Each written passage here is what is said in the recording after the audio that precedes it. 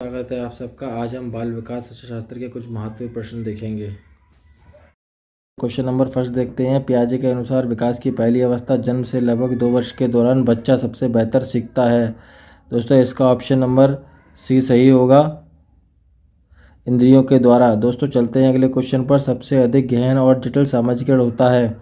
दोस्तों इसका option number D सही होगा, किशोर अवस्था के दौरान। दोस्तों चलते हैं अगले क्वेश्चन पर। आनुवंशिकता को सामाजिक संरचना माना जाता है। दोस्तों इसका ऑप्शन नंबर बी सही होगा। दोस्तों चलते हैं अगले क्वेश्चन पर। सीखने का वह सिद्धांत जो पूर्ण रूप से और केवल अवलोकनीय व्यवहार पर आधारित है, सीखने के सिद्धांत से संबंधित है। दोस्तों इसका ऑप्शन नंबर व्यवहार ए सही होगा, व्यवहारवादी। दोस्तों चलते हैं अगले क्वेश्चन पर।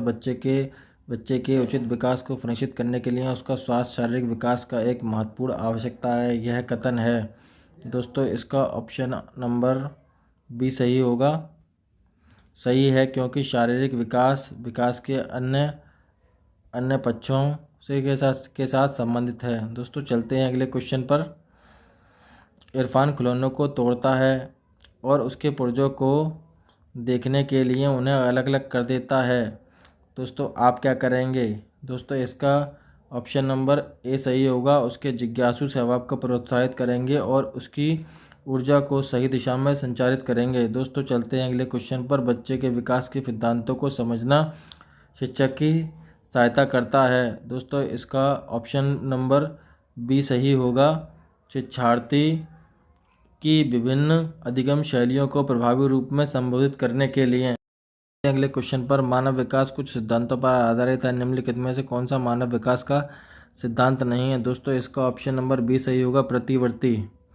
दोस्तों चलते हैं अगले क्वेश्चन पर। निःशक्त बच्चों के लिए समेकित शिक्षा की केंद्रीय प्रायोजित योजना का उद्देश्य है डैश में निःशक्त बच्चों को शैक्षिक अवसर उपलब्ध कराना। दोस्तों इसका आंसर नंबर सी होगा, नियमित विद्यालयों में। दोस्तों चलते हैं अगले क्वेश्चन पर। निम्नलिखित में से कौन सा कथन सीखने के बारे में सही है? दोस्तों इसका ऑप्शन नंबर डी सही होगा। सीखना उस वातावरण में प्रभावी होता है जो संवेगात्मक रूप से सकारात्मक और शिक्षार्थी को संतुष्ट करने का हो। अगले क्वेश्चन पर। सर्वहारा से ग्रसित बच्चे कक्षा में किस सबसे मुख्य निरंशा कुंठा का सामना करते हैं? दोस्तों इसका ऑप्शन नंबर ए सही होगा। दूसरों के साथ संप्रेषण तथा सूचनाओं का बांटने की अक्षमता। दोस्तों चलते हैं अगले क्वेश्चन पर। डिस्लेक्सिया मुख्य रूप से संबंधित है। दोस्तों इसका ऑप्शन नंबर बी सही होगा, पढ़ने से। दोस्तों अगले क्वेश्चन पर चलते हैं। प्रतिभाशाली विद्यार्थी अपनी क्षमताओं को तब विकसित कर पाएंगे जब। ऑप्शन नंबर सी बी सही होगा इसका, वे अन्य विद्यार्थियों के साथ अधिगम प्रक्रिया पर जुड़े। अगले क्वेश्चन पर। अभिप्रेरणा के सिद्धांतों के अनुसार एक शिक्षक के डैश के द्वारा सीखने को संवर्धित करता है। दोस्तों इसका ऑप्शन नंबर ए सही होगा, विद्यार्थियों से वास्तविक अपेक्षाएं रखने में।